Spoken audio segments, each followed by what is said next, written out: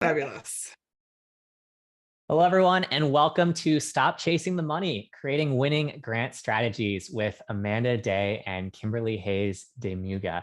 This workshop is being recorded and slides will be shared afterwards, so please keep your eyes peeled for a follow-up email later today in case you want to review anything we go over.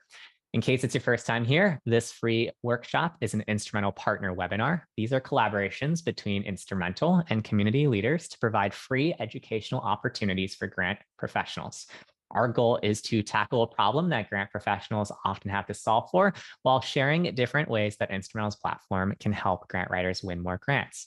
Instrumentl is the institutional fundraising platform. If you want to bring grant prospecting, tracking, and management into one place, we can help you do that. And you can set up your own personalized grant recommendations using the link on the screen here. Lastly, be sure to stick around for today's entire presentation. At the end, Amanda and Kimberly have some great resources for y'all, as well as from the Instrumentl end, some more details to come at the end of the presentation. With that housekeeping out of the way, I'm very excited to pass things over to Amanda and Kimberly, since they're great at introducing themselves. And we ask that if you have any questions, feel free to add 3 hashtags in front of them, just so it's easier for me to moderate. And then I will acknowledge you when I see that those 3 hashtags, and then we'll tackle that in the Q&A section.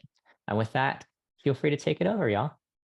Awesome. Well, thanks. And thanks for joining us, everybody. And we'll just get started here. So we are talking about stop chasing the money and trying to come up with some winning grant strategies to make that happen.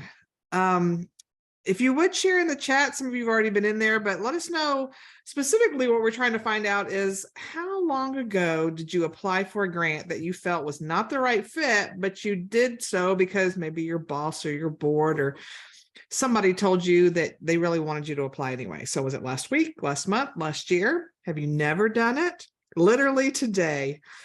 I feel you. Come on, chat. Look at y'all. Last year, today, last week. 2 weeks ago, recently. I get it. Yeah. Want to keep it a little, I have done it before. I feel you. And for the people who say never, good for you. And maybe there's some, as we move into the presentation and get into the Q&A, maybe there's some tips that you might share in the chat that we don't cover. So let's all learn together. Absolutely. So did you see one came through? It said December, and we've already found out we didn't get it. Yeah, and that basically sums up why we're talking about this, because typically when you're chasing that money, you're not going to be as successful. So okay. A quick bit about Kimberly and I. We are the co-owners of Heyday Services, which is a speaking, coaching, and training company. We're also the co-creators of Fundraising Heyday. If you've not heard of our podcast, all kinds, we have over 100 free episodes. You can find us on Apple Podcasts, Spotify, and our website, heydayservices.com. We'll share some of those links at the end. Kimberly and I have over 50 years of grant and fundraising experience combined.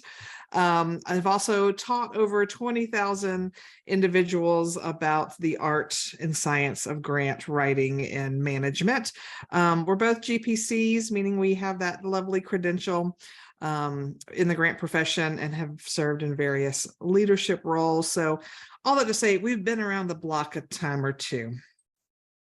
Oh, wait a minute. I don't know how I feel about that, but okay, I get what you're Okay, just once. We've been around the block once. I'm like I'm like what is it? A pre-certified used car? What is it? Yeah. Really good deal. We'll go with that. Okay. Like Will said, definitely use the chat with questions. Since there's 2 of us, one of us will be keeping an eye on it. And so things that come across that pertain to what we're talking about, we're happy to jump in and answer those, but we'll leave some time at the end to cover that. And definitely make yourselves comfortable. And as Will said, there will be a copy of this made available after the fact. So here we are. So a quick definition. And a lovely, peaceful photo of people drifting together. It's just lovely, and they're a little kayak drifting together. But what chasing money can mean for grant seeking, as you'll see here, we've got a list up, but since we're talking about drifting, I want to hop down and say a quick word about mission creep and drift, or total abandonment, as the case may be. One of the things that chasing money, which as we define it is going after grants either on your own or under the directive of someone and not being able to make a convincing argument for not going after a particular grant, it can just waste a lot of time.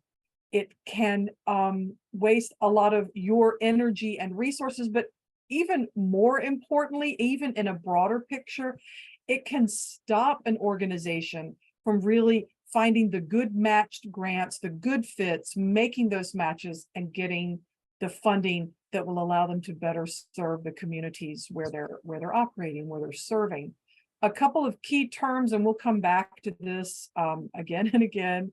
And if you listen to our podcast, Fundraising Heyday, I'm usually the one that's preaching about that. That is kind of one of my areas here. Eligibility versus competitiveness.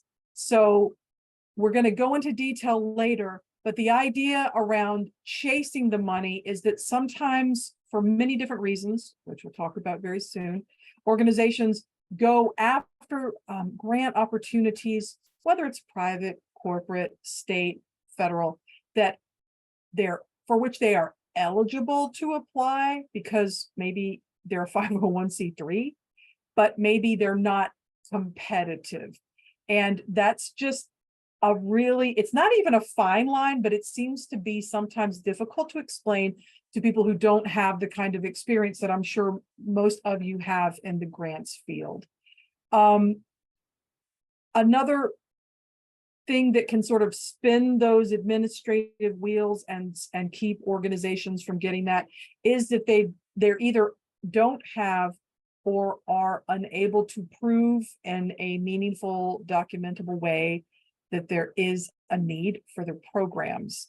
And we know that this is a webinar about stop chasing the money, but it's also let's get clear on what the needs of the organization really will be in the community. And let's also be clear that when we're talking about grants and talking about needs, specifically like needs statements or program descriptions, the focus is really always on how does it affect the communities you serve. And so just the tiniest little sidebar about making sure that you are able to advocate for that position in your organization. It's going to make your grants more competitive in the field versus saying, if we don't have an office manager, I can see the portal of hell opening up over here and we're just going to get sucked into it because there's too much going on and we need computers that work.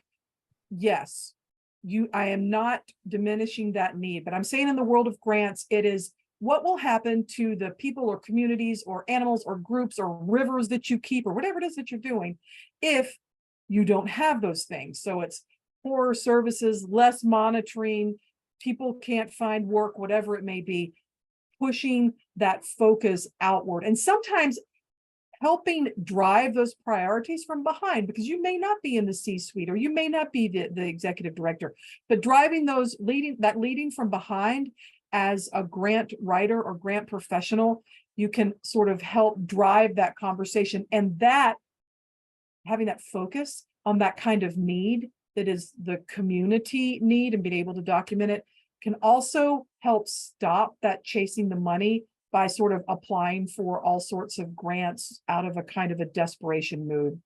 And the final thing I'll say about this is, as we all know this, I know I'm preaching to the choir, but as we know, unless it's like a big federal or state emergency relief program related to perhaps a pandemic or a natural disaster, it's not something, grants aren't usually there for quick fix emergency, we're going to go under unless we get this grant. They're, as you know, they're usually to augment, to expand, to buy or build, or in some cases to hire or train or those kinds of things, but not a whole lot of, and I know Instrumentl can be super helpful in helping you find general operating grants, but that's still not the norm. So just laying that out there and sort of layering it up so we can go into a deeper discussion with the next slide about why we chase money. Well, and I will tell you that eligibility versus competitive, let me say that again, competitiveness, there we go. phrase can be very helpful. I have a good friend who is not a grant professional. She is a budget person by trade. She works for a local police department. And so because she's pretty good at writing and she knows her numbers, they keep throwing these grants at her. And she's like, I don't mind writing them if I feel like we can be successful. But she's like, they keep going, we're eligible, apply. And she's like, I'm looking at all the requirements. And she's like, we're not ticking the boxes. And I was like, learn this phrase. While we are eligible, we are not competitive. There are other entities that are going to get these grants because they do check those boxes. And that phrase, like she says that to her chief and he's like, oh, I get that. And he backs off. So knowing that, yes, we're eligible, but we're not competitive can be very helpful in getting people to calm down a little bit about some of these grants that you might be chasing. I mean, am I eligible to maybe audition to be a New York Rockette? Maybe. Am I competitive? Nah. So just sort of. I don't know. I've never seen your high kick, Kimberly. Hammies are a little tight, probably not a great fit. I'm not you have to be 5'7" or 5'8" or probably some statuesque thing. But anyway, just keeping that in mind, important things. So we've talked about some of these things about why do we chase money, and it's sometimes because someone told us to, and that's not a feel-good moment. And I was delighted to see in the comments that there were several people saying, I never do that. We never do. I suggest the grants. We don't. That is great. That is what you should keep on doing. And I know that that's something that everyone aspires to. When I first started writing grants, it was because I thought I was a good writer and I wanted to do something good with my good writing ability, right? That's a lot of rights. That's why I did that. But as I got into it, all of these things trickled down and it was like, oh, it's not just about, can you write something and explain something really well? It's like, is the thing you're explaining really well actually a great fit with the grant? And a lot of this is driven, and I totally get it. I hate to even use the word competitiveness, although it is probably the word, because it does foster this, butting heads mentality where nonprofits are like duking it out for the money. But what can help you be more successful in the long term is making sure that you're going after the matches and finding the grants that are really ideal for you. A lot of times there's a lot of pressure from board members who may be very high achieving people in their fields, or very well respected, well educated, or have significant lived experience in the communities you're trying to serve. And you see dollar signs. I know in the past I would get lots of pressure from boards sometimes, like, oh, this is like $1 million. Oh, this is $100,000. Oh, this is $10 million. We can go for it. But again, that close fit was not there, which leads me to the next point, that sometimes, and I may be the one, someone's talking about FOMO. Yeah, it's like cute when you're thinking about where's my next bubble tea coming from and what flavor it is. But when you're writing grants, not really the efficiency strategy. But the other feeling that I think sometimes drives agencies to just go after a grant where they may not have that really competitive edge at all is that they think that they're the exception. And, well, it doesn't matter because our work is so awesome. And they will see that, the reviewers will see that, and they'll see that we are actually the right people to do this. And we have a couple of examples later on of how this has worked for us in real life with our clients and how we helped them through that. The next one is sort of a sneak attack. Like maybe you're at an online or in-person event, Grant Professionals Association regional conference, a meet the funders panel, and you're shooting your shot in a very respectful way, and y'all having a conversation maybe after the presentation, and the funder's like, oh yeah, you should totally apply. Or you have a corporate representative on your board, and they have like a big national grant cycle that's kind of also tied to maybe how many people like and follow you and can talk about this, and it kind of becomes more of a contest, and your board member says, oh yes, this agency should totally apply. I would say let's something that I've learned over the years is say thanks, and that sounds exciting, and then just go do your homework. And also understand that there's a difference between someone sort of saying, oh, that's, yeah, our cycle is open now. You should apply, and let me look at this and see if it's a really good fit. Unless you have developed, cultivated a working relationship with this representative of a foundation or corporation, just be really clear, because sometimes too, for certain kinds of grants, not every grant, the more people who submit grants, the better it is for the funder, because it shows there's a lot of interest.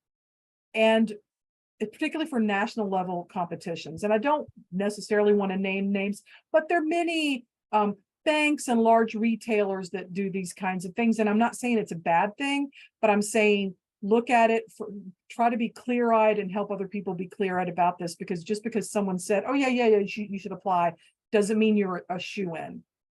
And is there anything else that I missed around why do we chase money? Because someone told me to. Because the money's too good to pass up, because we are the special organization that doesn't need to really fit all the criteria.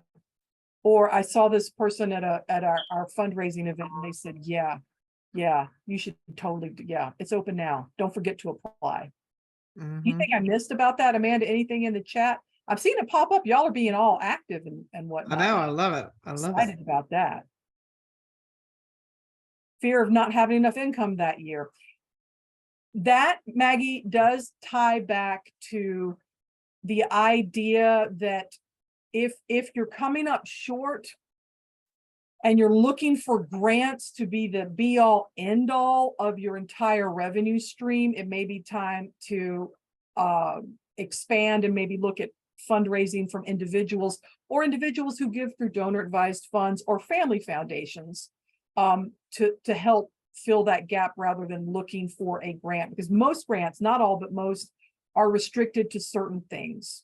So, and it can be a long process. Sometimes I just feel like you can either write a grant and get the award letter, or you could have a baby, because it takes about the same amount of time. Although maybe there's more documentation with grants than a baby. I don't know, Amanda, but I'm just saying it takes a long time. So if you're in a financial emergency, unless there's emergency relief funding related to a disaster or situation that puts you in there, grants may not be the thing to pull you out of that end of the year slump.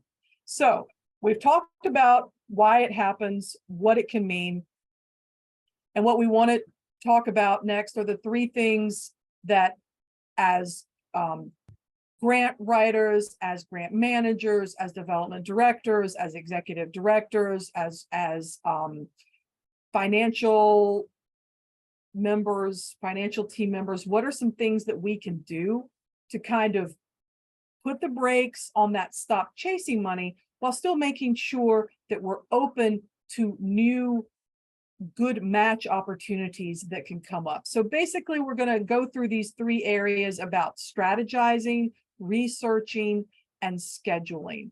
And I am excited that we're doing this for so many different reasons, but also because I wish someone had told me that 25 years ago. It's like, that's nice that you're a good writer, but unless you can kind of get these other things together, that may hold you back from helping this children's hospital or this food bank get everything that they can do. And I mean, I learned by example, and I learned from talking to people who have been doing this longer than I had at the time. But so much of it is about, and I'm always talking about this, but it's grant writing is like 80% not writing. And that's what I learned. And so this is the 80% of the not actually writing and keying in things. This goes into that 80% of getting a successful grant out the door. Strategize, research, and schedule. So let's talk about the first one. We're talking about building your strategy. And so the best way to do that is if you've got some sort of strategic plan, whether it's, you can call it whatever you want, but some sort of document, some sort of list, some sort of moment where the powers that be within your organization came together and were figuring out, hopefully with input from those that you're serving, that these are the high priority items. These are the things that need to get done in the next 1, 3, 5 years. And so if you've got that direction where your organization is trying to head, then that is a direct link to the grant work that you should be doing, because you know what the priorities of your organization are. Now, if you don't have any sort of document or any sort of planning centered around, the next couple of years, you can always use your grant application as that planning tool. Often within the application, the funder is going to ask a lot of detailed information about, what the program is, how much things are going to cost, how are you going to keep that program going, what's your sustainability plan. And so you can use that as a driving force to explain to everybody within your organization that, hey, we need to do more than just chase after this money. We really need to think about the priorities, how we're going to maintain levels of service, how we're going to, continue to exist, whether or not this grant is here or not, and kind of use that as a driving force to get everybody to decide, okay, we do need to start thinking strategically. We do need to start thinking long-term. And so you may be able to use that. Kimberly and I often employ the blame the funder strategy when, especially if it's something you've been telling your boss, you're telling your board, hey, we need to do this, we need to do this. And they're like, yes, we'll get to it, but it's not important to them for whatever reason. So sometimes I can come to them and go, hey, this is a perfect grant. This will help fund X, Y, and Z. It's a great opportunity, but the funder insists that we have some sort of sustainability plan in place, or the funder insists that we have this 5-year plan in place. And so we either need to create it or we don't go for this funding. And usually people don't want to miss out on the funding. So they're like, okay, then what do we need to do? And you may then be able to use that as the guide for that. But when you have the time and can sit down and figure out where you're headed, what your needs are, what your priorities are, that really helps drive your grant research, because instead of going for everything, you're knowing, no, this year we really need to make sure we fund X, Y, and Z. And I am only going after grants that are going to help me do that, rather than run off on all these wild goose chases. And so having that strategic plan helps cut out some of that other craziness and things that you may see that you want to chase those wild rabbit holes when it's like, oh, here's a great grant opportunity, right? I'll never forget one time I had someone from Parks and Rec come to me with a grant that we could build a pool with it. And he was like, it's a grant for a pool. And I'm like, great. Do we need a pool? Don't we already have a huge community pool? Well, yeah, but it's if they'll pay for it, why don't we need this? Okay, but I've got to be able to prove that we need it, and we don't have anything saying we do, and we already have one, and there's other agencies that don't have one at all. And so you start spinning your wheels and spending time trying to build and create something that doesn't exist to begin with, just to maybe possibly have this chance at a pool. We finally decided not to go for the pool, but we want to stick with our strategy. So, next up, we want to talk about research, okay? So once you have that strategy and these are the priorities for us for the next however many years you decide to strategize out, then you really want to focus your prospect research to finding funders and finding those opportunities that align with those priorities. Hello, Instrumentl, they can help you do this. When you're looking at different grant funders, the things you're wanting to make sure that they align is that the missions match. Okay, so if you're someone who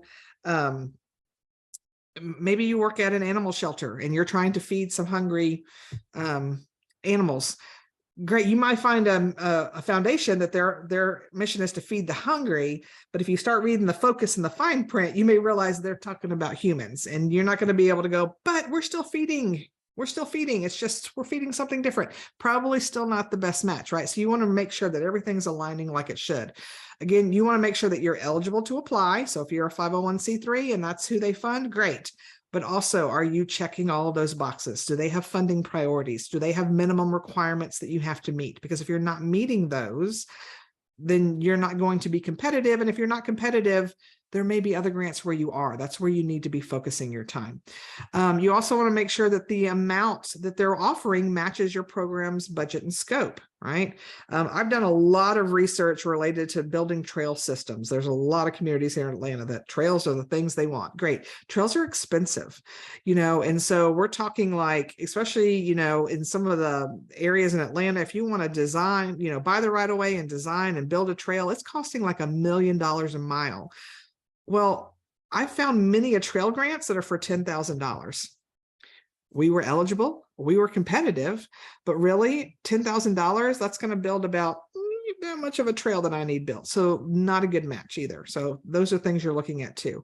And you're also looking at deadline feasibility, right? You may find a grant that's due in 3 days, but if it's a big federal grant, I'd advise you've missed that deadline at that point, right? Or even if it's a simple grant, but it requires a signature of your board of directors and they're currently on vacation, that may make it difficult too, right? So you've got to think about all of these things as you're looking. And some of these things, like if you're like, oh, it doesn't fit right now, then you may be able to hang on to that notion for the next time it comes out, whether it's next quarter, next year, or whatever. One thing I've learned, I just figured this out. I don't know why I didn't figure it out earlier in my career, but as you're doing your research, when you come across these funders that you think are fits and then you later rule them out, keep that list.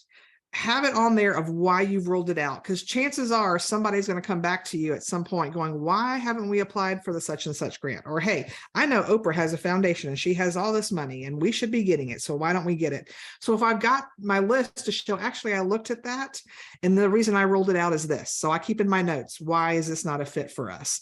And sometimes the reason may be this year we don't meet the priorities, but there may be a note, check out to see next year if the priorities change. And so that's something you may look at from year to year, but at least if you know you're not wasting your time going, I think I looked at that, but I can't remember. And then you're having to go back and do that research all over again. So as you're doing your research, as you're weeding out ones that are not good fits, put those in your notes. Why? I often create kind of a, when I do a spreadsheet or whatever system I'm using to track things, I usually have these are perfect. We are going for these definitely this year. Then I'll have these aren't the best, but I think we could possibly make them work if I have time. So like I'm going for the sure things, as sure thing as a grant can be, but I'm going for these. Then if I have time, then these, and then I'll have my list of not applying. And here's the reason why.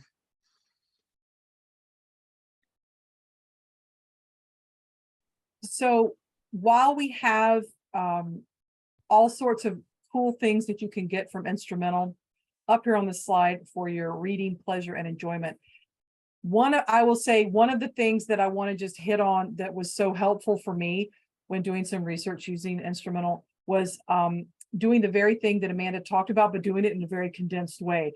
And that is, I like to be proactive and go ahead and pull. It's not always Mackenzie Scott, and who is doing wonderful things, do not get me wrong, but it's like everyone says, oh, Mackenzie Scott will come and find us and give us money. Maybe, but there's no, because they're choosing to be proactive and not putting the burden on to nonprofits. It means that that's actually changing, but for a long time, there were no like open grant cycles. But what can help me, and we were having a little discussion in the chat here about, hey, what do you do when you can't really get through to the foundation and they're not responding to my calls and they're not responding to emails? And I was like, sometimes it could be, are they on social media? Is that a way to interact? But another way is to find out who those connections are. And an easy way to find that is relatively easy, depending on how recently they filed, is looking at the 990 reports, the most current reports that are available. Instrumentl has this cool little thing. Well, it'll pull it up so you don't have, a lot of the searching is taken out of the way. You can kind of click through to the things that you really want to see. And one of those things I'm always looking for is who's on that board. Is there any connection? Or do they have a different phone number or email or address somewhere on there that I haven't been given? Now, the caveat here is to look and see how long ago the 990 was filed. And this is not an Instrumentl thing. This is an agency thing. And this is also an IRS thing, because if nobody's writing herd on when people turn in their applications, then and their 990s, then you don't get the most active information. And so Will has offered to maybe give folks a look at the 990 and how you can research it to find those other names that you could use as contacts. And maybe we could do that toward the end. We've got a few more slides, and then that could be something that could come up for people who are like, yes, I need to see that. The other caveat I want to say here, and I think there was someone else asking about, well, how can we find people with a lot of money? since we're focusing on grants in this webinar, I would say that there could be individuals of high net worth who are choosing to open foundations, which would be searchable in an application and a platform like Instrumentl or other devices. However, there are also a lot of higher net worth individuals that are not choosing traditional foundation routes and are choosing instead donor advised funds, where an institution such as a community foundation or a bank or a larger financial institution manages that money. And that's a little more opaque in trying to figure it out. But just a good fit, whether you're looking for foundations or individuals, if you're serving a geographically based community versus organization that's maybe centered on a particular disease or something like that, and you're seeking funding, look around and see who's making the gifts where, and sort of let that drive you into your search for that. Amanda, oh, my little chat box went away. Am I missing something I need to address before we move No, on? just two things I would say is there is a and I will plug them because they do something totally different than Instrumentl. There is a solution called Relationship Science. Their website is RELSCI, RELSCI, I think .com, I believe. But it's a paid platform, but it will help you make connections. So if you're like, my board's fairly new, they don't have a lot of connections. Well, what you can do is you can put in the names of your board members and you can put in the names of the foundation, and it'll help. It uses LinkedIn and a bunch of other things, and it helps find connections. So your board member may not know this foundation board member, but your board member may know Amanda Day, who happens to know this board member. And so it's kind of it's like the 6 degrees of Kevin Bacon to help you connect with that. And so I've used that before to help build some of those relationship connections. So that's, again, spending money to pay for it, but that certainly is an option. And we're deep into the 80% of things about grant writing that have nothing to do with the actual.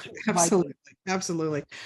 Will offered to kind of show around. So I think once we get through our slides, if we've got some time at the end, Will could log on to Instrumentl and kind of show some of these things we've been talking about too, to make those connections. So we want to keep moseying along. You sure do. Okay.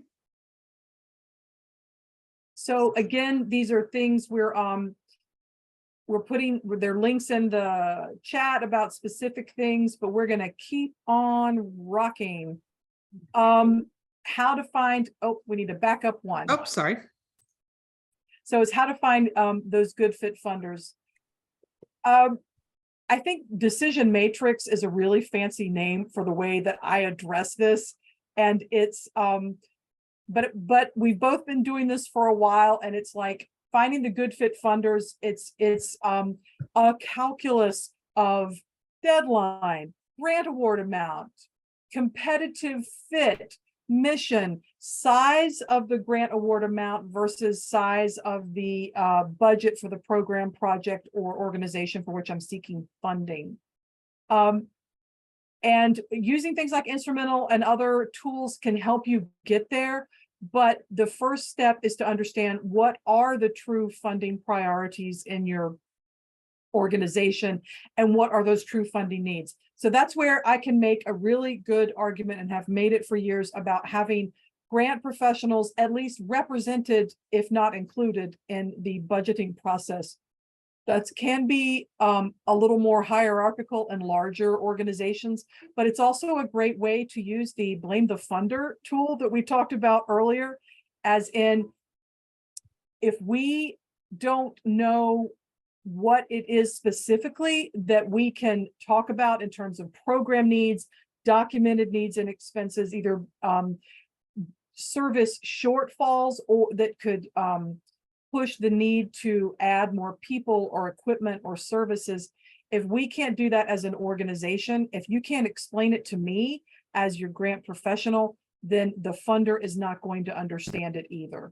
The other thing to also look at when you're there, so there's that calculus of, when's the deadline? Is it even feasible? How much money? How much of a good fit is this really?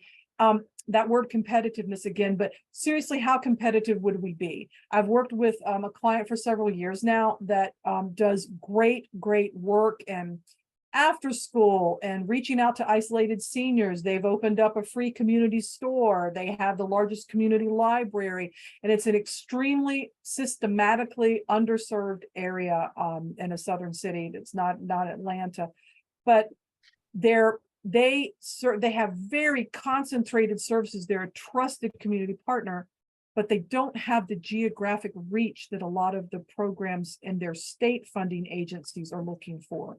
Like, they're serving 3 historic neighborhoods that have also been systematically overfunded due to all kinds of things, but they aren't necessarily, they're eligible, but they're not necessarily competitive for programs that serve children and older adults in a much larger geographic scope.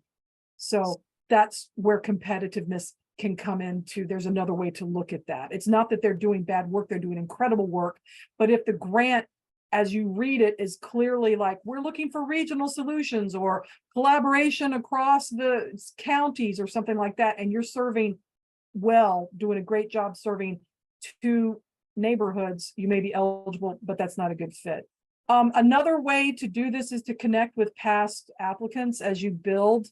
Many of you probably already have really robust networks of people who do the kind of work that you do. That's a great way to reach out. If they've already gotten the funding and you're thinking about applying for the funding, that's a really easy way to start a conversation about that. Oh, have you ever gone to the ABC Foundation? What are they really like? Another thing that could be super useful is going on. Amanda, could you put this in the chat? I'm just going to do a brief talk about grantadvisor.org, which is free. And what they're doing reviews. It's like a really well run and not controversial Yelp for funding agencies. So that could be another way. And then Instrumentl can come on and help you find that good fit too. So we'll just rock on to the next slide. Also, if you go on grantadvisor.org, you can leave reviews anonymously, or you can set up an account with them. But I think it's really great if you're going to go on and read about other funders, and they don't have every funder, but what will help them have every funder is if you yourself go on and leave these reviews. Yeah. And somebody asked about people's willingness to share grant applications. I'll be honest, I've never had anybody tell me no. It doesn't mean it doesn't happen, but most grant professionals are very much like, I've been where you are. Here, let me help you out. So don't be afraid. I called a firefighter in Las Vegas that I'd never met before, never talked to since. And he was like, happy to send it your way, ma'am. Where can I send it? So don't be afraid to ask. And also, I've never had people say, no, I won't share. But, if they do, then you can ask someone else. I mean, you can't control whether or not people are going to feel competitive, but you can control how active you are and how willing are you to share those things. And the final thing I will add is, if it is a federal or state grant, that's public information that should be freely shared, or there are channels to get it. So it just kind of depends. Amanda, would you like for me to talk about scheduling, or is that a This is you? Go for it. It's you. So another thing you can do to sort of help stop the money chase for yourself, so you can kind of get in a position to be helpful and not always reactive. That was the word I was searching for, because sometimes, like when I worked for a pediatric hospital, and there's so many needs, right? There's so many children who need so many things, and their kids, and everyone wants to help.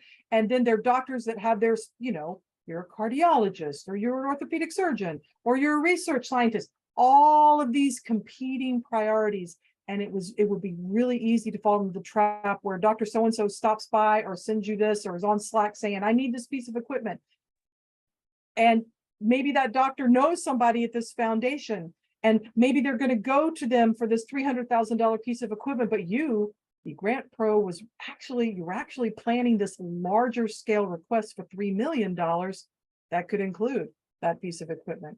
All I'm getting to here is, if you have calendared out where you're going to go, and to whom, for what, based on your good fit analysis, you're going to be way ahead of the pack to sort of head off some of these things. In an ideal world, you would have some structures in place and some overall funding priorities in place with your organization. So that kind of like, pet project, do this, do that. We need the swimming pool. That cracked me up. I'm like, dude, maybe a swimming pool is not the most important thing from Amanda's example before, or maybe it is.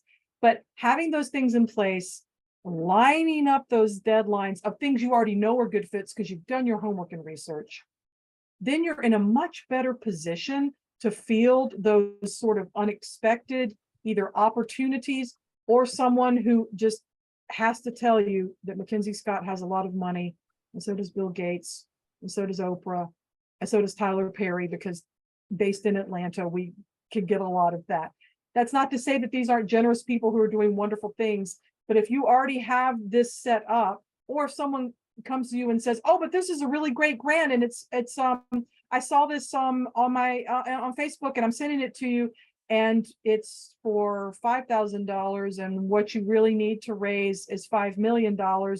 It's going to be easier if you have it all laid out to go, that is interesting, but I see that it's due the same day as this big opportunity from the Blank Foundation for $3 million. So let's talk about, what needs to go. Is there someone else who can come in and write a grant for the lower amount? Can we spread work around? It just helps you negotiate from a little more of a position of strength, because then somebody's always going to come in and, well, you can just do it all, and then they'll laugh and then they'll leave. So maybe you can't do a lot about that person, but having the idea of, well, we're already slated to do these things, where can that fit in, can help. It's also going to help you from burning out, because it's really easy to burn out and just want to grind those grants. And I did that for about 8 or 9 years, and I don't recommend it as a lifestyle choice. But again, the more you can present a logical format of what's going on, and then ask, how is this going to be worked in, then it can help everyone. And ultimately, it's going to help you bring in more grant funding, because you're going to put out more quality products when you do that. It can also help you space out your workload. I say this as someone who is so externally driven by deadlines that Amanda and I were talking earlier about our podcast. And she's like, oh, well, we'll just put it in Asana and not put a date. I'm like, your girl, you're going to have to put a date on it. Or I'll be like, oh yeah, I'll get to that later. Oh yeah, I'll get to that later. And it won't get done. So just know that I resisted for many years, like, oh, I don't want to be that person that's so incredibly calendared and scheduled. But if I do have a framework around my grants, it actually frees up and it's less stressful, and it's easier to explain and negotiate with employers or clients about what needs to happen where. So just want to put that out there. Sometimes I have even used red light, yellow light, green light, color-coded Excel spreadsheets. I'm not proud of this, but I'm just telling you, you can find the thing that works for you. I'm looking over here at a Kanban board that I recycled from my husband's school cork board here, that's divided by 2 Christmas ribbons, and it has press-on sticky notes as labels. I'm just saying, find the thing that's right for you and work that schedule. Yep. Someone in the chat asked about, how can you create a calendar when so many grants are suddenly popping up and they're doing 30 days and that sort of thing. I got to say, that's kind of the whole point of creating a calendar for me. Yeah. So you figure out the ones you do know, and you're plugging them in. So, when one new one does pop up and it's like, okay, that's due in 30 days. Let me look at my calendar and see what I already have stacked on deck. And if it's a light month, then you may be an easy answer. Yep, we're going for this because I have the time. Or if it's a crazy month, then it's a question of, okay, this new thing that popped up, how does it fit within our priorities? Or can I shuffle some things around? Can I bring in an assist? It's like, hey, all of these are important. Okay, well, I've told my boss plenty of times when I used to work for a local government, I'd be like, I can't do all of these this month. So sometimes they'd lend me an admin assistant who was good at writing. Sometimes we would decide, okay, then this is the priority, and you at least need to get these 3 done. And if you happen to get to this 4th one, great. If not, it's not the end of the world.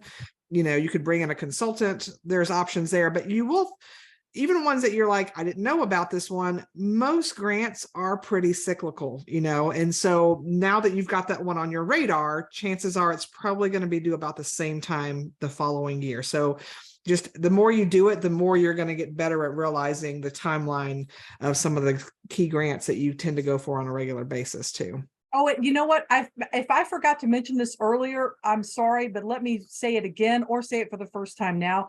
I tie my calendar development to the start of the fiscal year of either my client or the agency that employs me.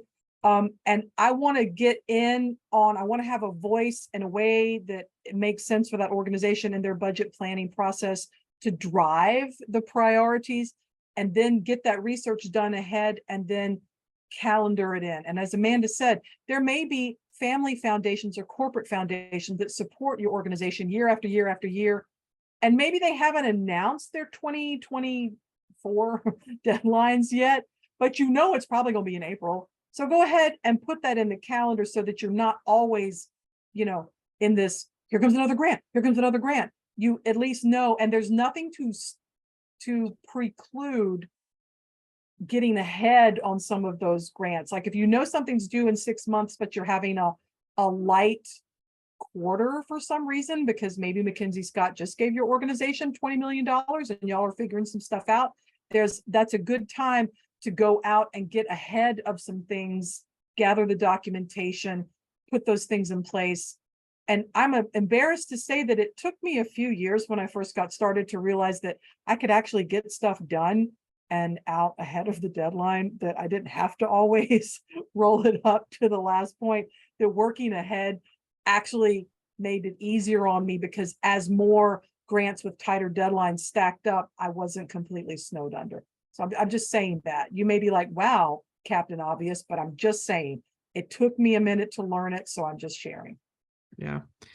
Well, and this next slide kind of covers what we were talking about, is that, there are going to be those rogue grant opportunities, and sometimes they are a perfect fit, right? So you're going to first, when one gets thrown in your lap, you're going to look at that feasibility, the deadline, the fit, the competitiveness, all of that good stuff. And if it is a perfect fit, again, you may have to reset those priorities and ask for help when needed. But the good news is, if you've already got, you've created that, your plan of these are our priorities, this is our focus for this year.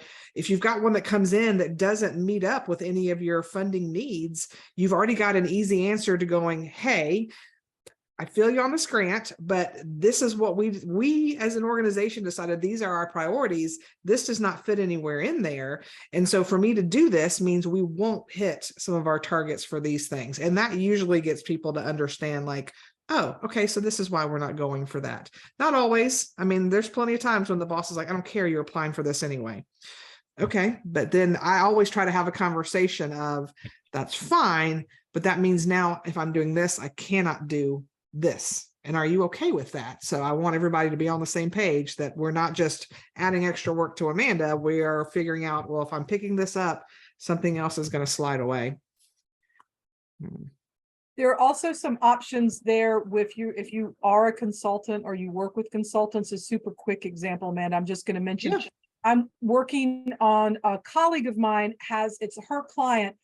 They had this federal opportunity that could be truly transformative, and they are a good fit and they will be competitive. But the deadline was 30 days. And that's just kind of nuts. It's not the client's fault. It's the way it all went down. So my colleague was like, hey, I could use an assist here. Can you come in and write some things around this and work with the client? So sometimes that can open the door for, sure, we'll crank out this ginormous federal, I'm not going to name the agency, grant in 30 days. But can I need to bring in somebody, and it's going to be this amount, and it's to do these things. As Amanda said, sometimes they're internal resources, and sometimes that can drive hey, let me bring somebody in to help out. So knowing if you have things set up in advance, it just makes that powerful argument. For those huge right opportunities, it may be worth it to bring people in on that. That's not something I do a lot, though. I really trust the person I'm working with, because it can be kind of kooky to come in the middle of something. but it can happen. And there are people who do that a lot. Okay.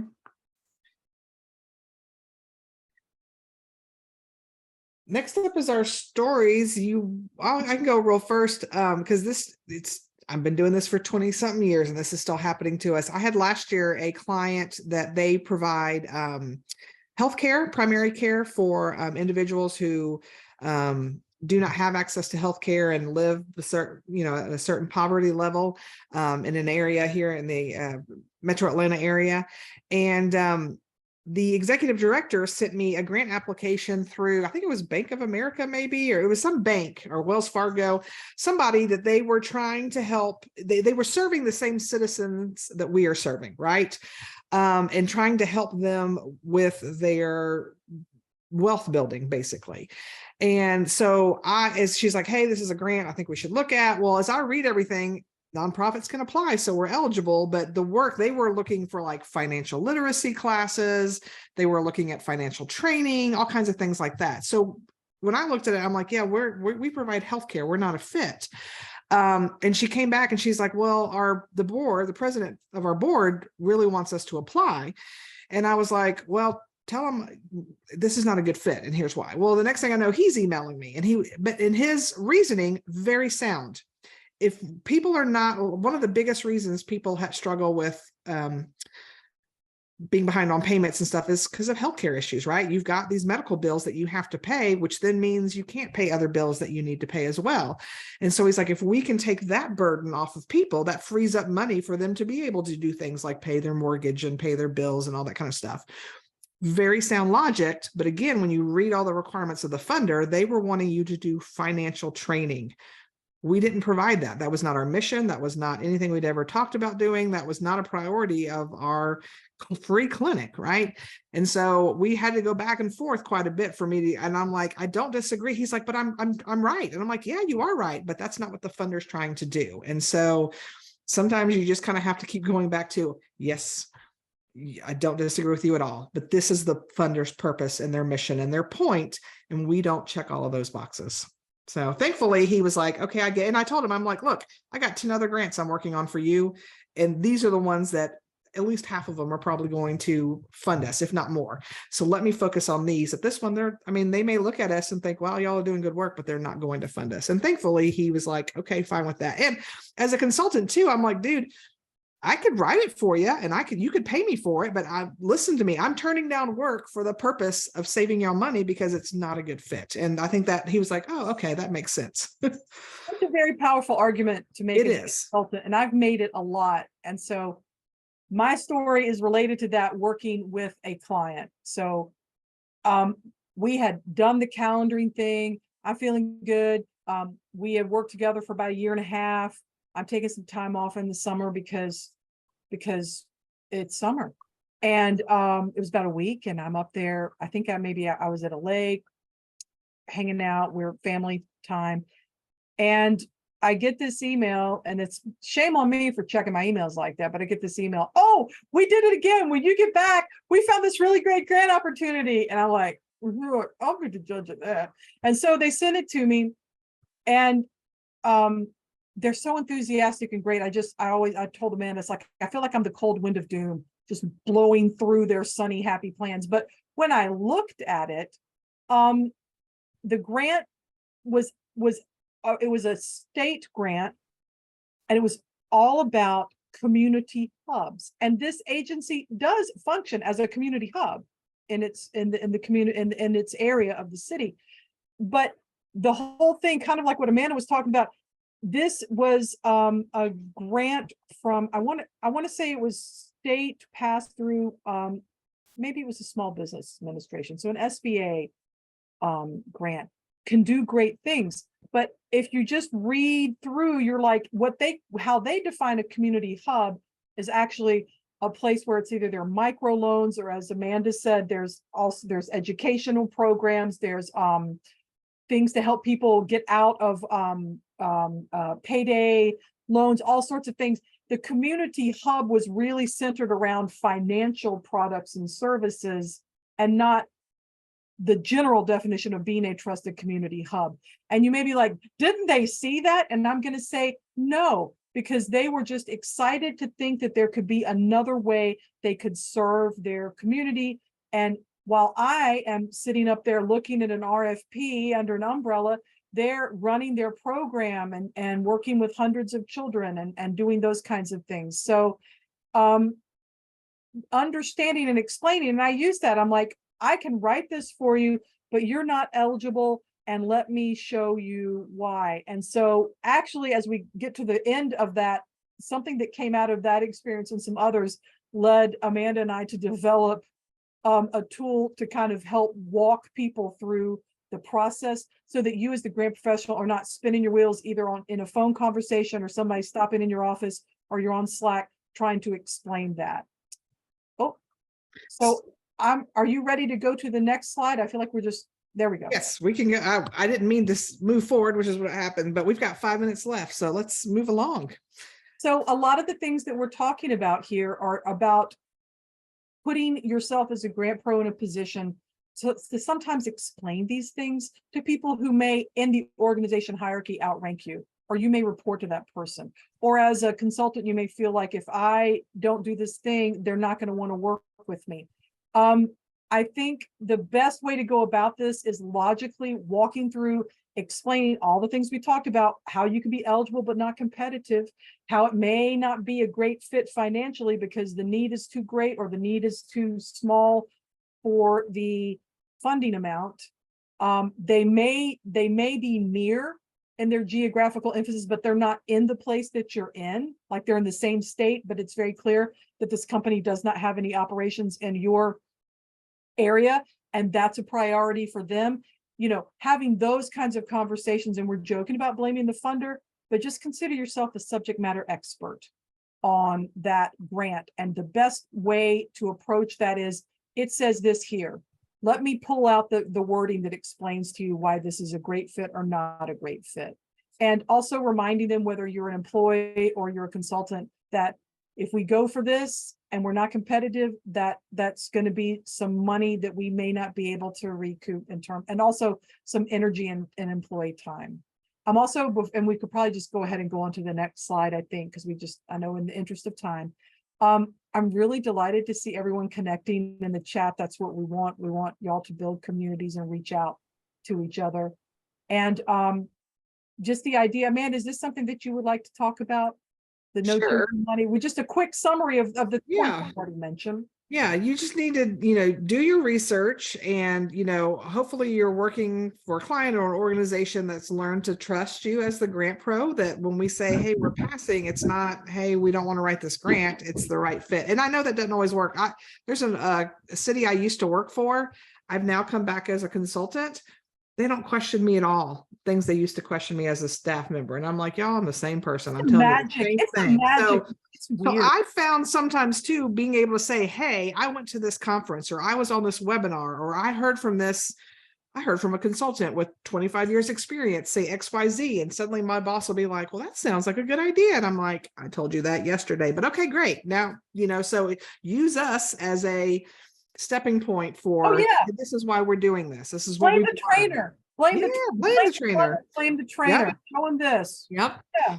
And if you've got somebody who's really arguing, maybe go with give me a year. Give me a year to work the system the way I'm recommending, and let's see how much money we bring in. Because chances are, if you are finely tuned, cultivated grants that really fit, you've used Instrumentl, you've done all your research, you've found all the things, and they're meeting the needs of your organization, chances are you're going to be really successful. And so if an organization is willing to give you a year to give your system a try, you're probably going to be successful. And then hopefully they'll let you continue to do that, right? So you want to create that plan as much as possible, stick to it, and know that, yes, sometimes unexpected opportunities do arise.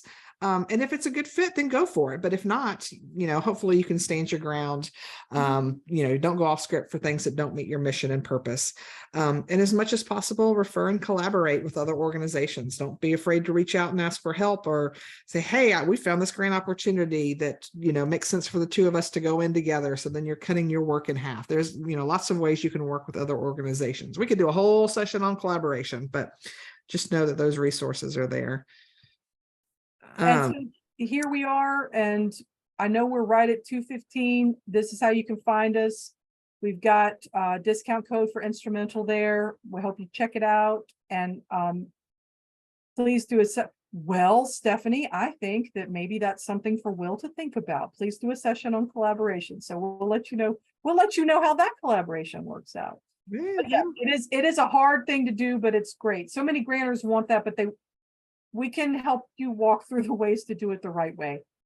Yeah. Because we've done it the wrong way. And here are the freebies. Is this who's explaining this fine slide? I can explain it. And I've got a question from you or two from the audience that I want to make sure we tackle as well. Sure. But yeah, if you go ahead and complete that freebie page there, we've got a go, no-go grant decision guide that the Heyday team has put together. And we've also got a couple other resources for you when you go to that page there. Hopefully you enjoyed this grant workshop. We're going to tackle 1 or 2 questions, and then I'll also show just a couple things from what you guys talked about in terms of the grants calendar view, and then we'll wrap up in the next few minutes. So the question that I wanted to make sure I covered is, this person totally understands about not chasing the money. However, their higher ups really think that the more you apply for, the more money that you'll get, and not worrying, and they don't really worry about the competitiveness. So this person is asking if you have any suggestions for how to convince them that this is not the way to go about things. I would say the way to do that is to talk about the difference between going for grants that are highly specialized and often usually restricted versus asking for individual donations where you can ask a lot of people. It sounds like they're maybe conflating, well, we'll just ask everyone for money and then we'll get all the money. And that could be an interesting, if not always super productive strategy for individual giving, but it's a poor strategy for grants because each grant, they all ask for the same kind of information, right? Needs, goals and objectives, program description, evaluation, sustainability, budget, and a bunch of documents. But they ask for it in different ways and they have different focus areas. So you can't create a one size fits all. And if you're burning through time and energy trying to do that, it would be kind of like looking for your perfect job by applying to every single job opening on Indeed, regardless of the fit. Maybe you would get a job, but that's a whole lot of time and money to waste on something when a more targeted approach and building relationships could get you multi-year funding, or building collaborations could get larger funding. Amanda, do you have anything to add to that? No, I think I know you can't just say, listen, knuckleheads, but there's a part of me, it's like, y'all, that's not how it works. Well, especially if you can make the list and go through, and no grant professional has a crystal ball, right? But if you can kind of go through and point out, like, here's 20 that off the bat, I bet we're not going to get because we don't match mission or we don't match priorities. And if you can estimate, which is, if you're new at that's hard to do, but if you can be like, hey, these proposals are probably going to take me 400 hours and the chances are slim to none, versus me spending more time on the ones that are actually a better fit and putting together quality, solid proposals. You may have to kind of break some things down that way too. And also suggest, that's 400 hours on proposals that are probably not going to get funding because we're not competitive. Or if you have a development department or an annual giving person, or they could send out, we could get a challenge grant from one of y'all that's like popping off about how this is so easy. You can put a challenge grant together and we can do an individual giving campaign and maybe raise that money over here while I'm over here doing this specialty work to get in these grants. I think it's just a real fast. If they're not understanding that at all, go to Giving USA. They've been doing this for years with the Indiana School of Philanthropy. And every year in June, they have here's what giving looks like in the United States. And it's non-government. I mean, it's not government is what I'm trying to say. And I've used those pie charts. You can download their fact sheet for free. It's givingusa.something. that can be an educational tool, because sometimes, like whether you use the go, no go decision making little tool thing, little page thing, sometimes seeing it and writing, and if you're like me, if you're introverted, sometimes the words, you want to have time to process, and you don't want to have this in-depth discussion about why they do not know what they're doing about this thing that then you can be like, hey, let me send you this. I analyzed that. Let me send you this and we can talk about it. Or, hey, for the next board meeting, let's put this little pie chart in here that talks about most giving in the United States most charitable giving comes from individuals, although grants are a mighty, mighty thing. Some way to take the burden off of you and using data to back up your arguments so that it doesn't feel so personal. Awesome. And yeah, we also have a class that you guys in the audience feel free to check out in terms of self-pacing. It's how to find new good fit funders in under 60 minutes. We dig into literally the same sorts of steps in terms of mission matching. And that's something that, as we wrap up here today, in case you haven't checked out Amanda and Kimberly's link on Instrumentl, you all might find it useful, because when you set up your account on Instrumentl, that's largely what we're filtering you for, in which you're able to tell us what sort of fields of work you really want, where's the location of your project. And if you joined us in our spring release right before this event, we released a lot of new functionality in terms of advanced filters that make it even easier for you to really start getting into the mission matching side of things, both in terms of the keywords, as well as locations of projects and past giving trends of foundations. And then the other thing that was mentioned was the grants calendar. In case you didn't know, Instrumentl also has a grants calendar now. Pretty much it's all built into your tracker. And so everything gets built into the same place, and it's all included as well with any standard planner above. So definitely check those out, because when you start saving those things, again, everything gets filtered in one place. If you're working on a multi-person team, you can literally just filter out for just your view versus your teammates' view and stuff like that. So lots of great lessons from today. We're definitely going to send these slides and replays for folks. Thanks everybody for joining in today. Thank you to Amanda and Kimberly. We can definitely follow up in terms of having a collaboration workshop. So we'll be in touch. We're here for you. We're here. And be sure to check out their podcast as well. There's over 100 episodes of free content there. So be sure to look that up. All right. Thanks, y'all. Have a great rest of your weeks. Bye now.